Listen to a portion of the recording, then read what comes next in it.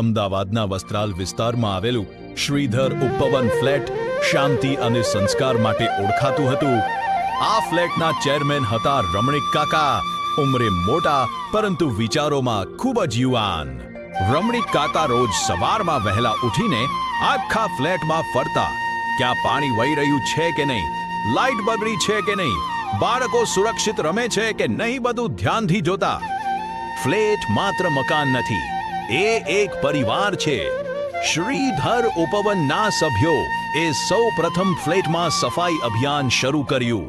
કચરા પેટી, બગીચામાં છોડ અને રોજ પાણી છાંટવાનો નિયમ બનાવ્યો.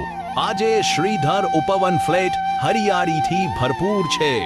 ઉપવનમાં બાળકો માટે રમવાની જગ્યા બનાવડાવી, વડીલો માટે બેસવાની બેન્ચ અને સવારની બેઠક શરૂ કરી. દર રવિવારે ઉપવનના વડીલો સાથે બેસીને વાતો કરતા જાણે એક જ પરિવારના સભ્યો હોય. નવરાત્રી, દિવાળી, ઉત્તરાયણ દરેક તહેવાર સૌ સાથે મળીને ઉજવાતો.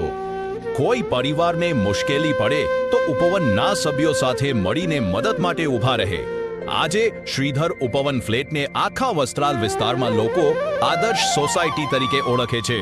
અને એની પાછળનું મુખ્ય કારણ છે શ્રીધર ઉપવનની એકતા.